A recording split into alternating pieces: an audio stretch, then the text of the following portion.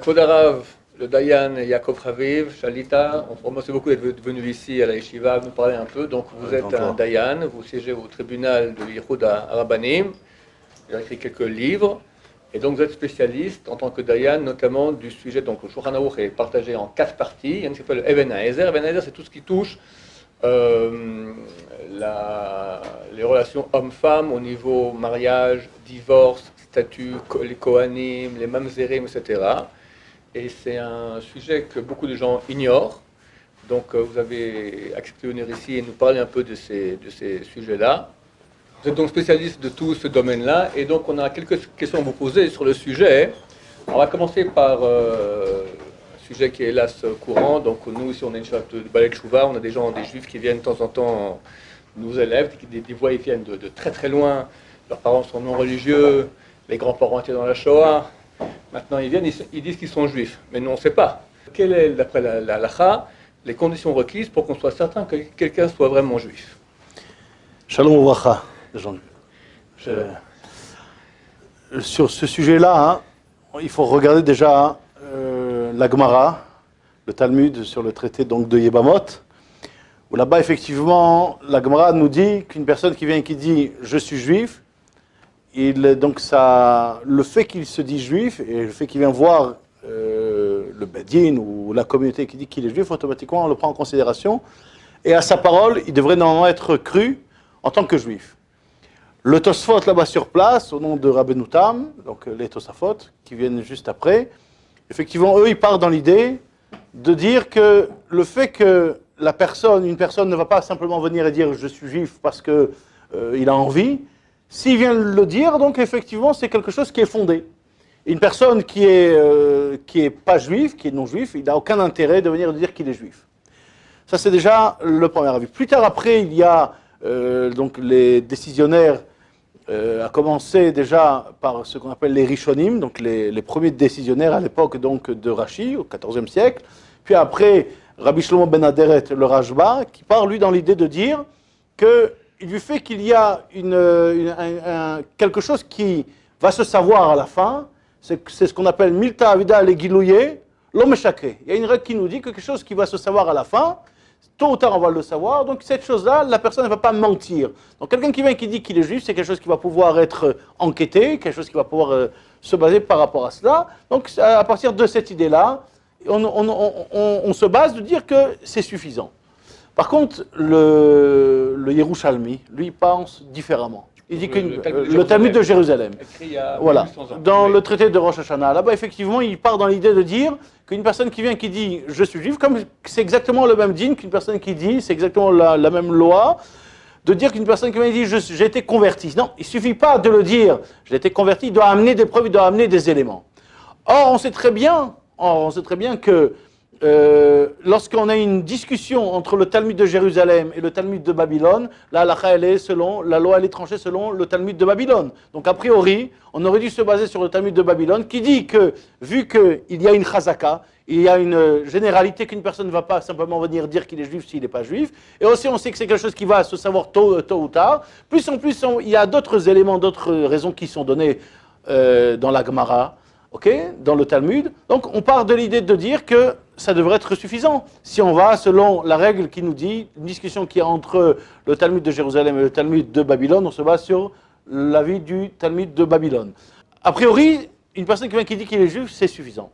Or, les décisionnaires, les contemporains, à commencer par Rabbi Chaim de Volojine, qui était l'élève du Gaon de Vilna. Lui, il ramène dans son livre qui s'appelle Chut HaMeshulash. Il dit que on est d'accord qu'on va se baser sur l'avis du Talmud, du Talmud de Babylone. Qu'une personne qui vient et qui dit qu'il est juif, on devrait normalement le prendre en considération. Mais il dit que s'il ne suffit pas simplement qu'il le dise, il doit aussi agir comme tel. Donc il part dans l'idée de dire qu'il se doit, d'après lui, à savoir lire l'hébreu. Le Chazon Ish sur place, il dit que non. Même si effectivement c'est l'élève du Gaon de Vilna, il reste quand même qu'on a aujourd'hui tellement de communautés qui n'ont pas pratiqué la lecture de l'hébreu, qui n'ont pas étudié. Il y avait des communautés qui faisaient les prières en araméen. Il y avait des communautés qui le faisaient en yiddish, en ladino, effectivement. Donc effectivement, on ne peut pas se baser sur le fait s'il sait parler en hébreu, s'il sait faire ses prières, d'accord? On ne peut pas dire que c'est un élément qui est obligatoire. Mais par contre, il doit connaître certaines choses. Il doit savoir certaines choses, et c'est ce qu'on appelle les samemanim. Ce sont des éléments qui, effectivement, vont nous rapprocher et de dire qu'effectivement, il a certaines coutumes qui sont restées. Quels sont les exemples qui sont le plus souvent notés? Une personne qui sait dire le Shema Israël. Quel juif qui ne sait pas dire le Shema Israël? Ou une personne qui va mettre les tefilines, il a vu, il a pratiqué. Donc d'après ces éléments-là, il suffit pas simplement de dire qu'il est juif, il doit aussi mettre en valeur son judaïsme, on doit retrouver des éléments. Or malheureusement, par les années, on a vu que ça s'est perdu et qu'effectivement, les éléments qui ont été rapportés par les Rishonim, par les décisionnaires qui sont venus après donc, le Talmud, à savoir à l'époque de Rashi, on voit qu'aujourd'hui, on ne peut pas dire quelque chose qui, mita, avidal et giloyer, l'homme et qu'une chose qui va se savoir plus tard, alors une personne ne va pas mentir. Pourquoi on ne peut pas se baser sur cet avis-là? Parce qu'aujourd'hui, du moment où on a fait sortir un certificat de judaïcité, la personne, elle peut voyager dans le monde entier, ils ne vont pas aller enquêter à savoir si le tribunal a bien fait son travail. On voit que c'est un certificat d'un consistoire, d'un beddin qui est reconnu. Automatiquement, c'est quelque chose, il pourra maintenant rester comme ça toute sa vie. Et avec à la base de ce papier-là, on ne posera pas de questions. Donc ce n'est pas quelque chose qui risquera après de savoir qu'on va enquêter. Parce qu'on a une règle qui nous dit Bedina, Batar Bedina, Lodaika. Un Bedin après un Bedin, il ne va pas enquêter.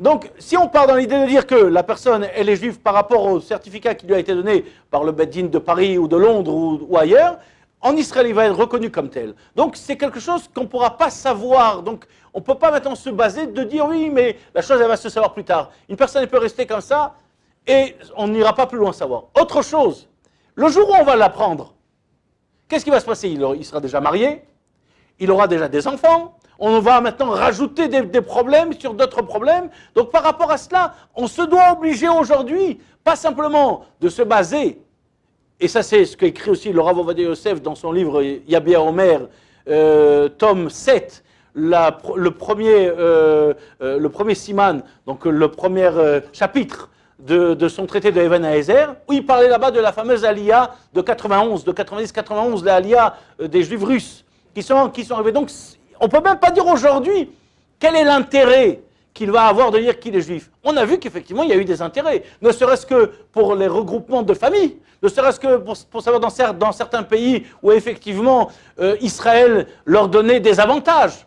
Et ces avantages sociaux peuvent pousser la personne à dire qu'effectivement, qu'il est juif, même si pour autant il n'est pas juif, ou même certaines personnes ils se sentent juifs parce qu'ils sont de père ou de grand-père juif alors que la mère n'est pas juive. Donc par rapport à ces éléments-là, les poskim, les décisionnaires, à savoir la fameuse lettre qui avait été envoyée par le rabbi de Lubavitch à professeur Shaki, où là-bas il a donné effectivement ces éléments-là, où il a parlé de la fameuse affaire de Miou Yehudi, de faire rentrer dans la Knesset une loi qui va juger qui est juif. Pourquoi? Parce qu'effectivement on avait vu ce problématique, on savait qu'effectivement avec les années ça allait se perdre. Donc aujourd'hui, il ne suffit pas simplement de venir de dire qu'on est juif, il faut amener des éléments, il faut amener des preuves. Quelles sont ces preuves et éléments? Quelles sont ces preuves? Alors, peut-être ça fera l'objet d'un show ultérieur. Exactement. Je vous remercie beaucoup. Merci. Kol Tov.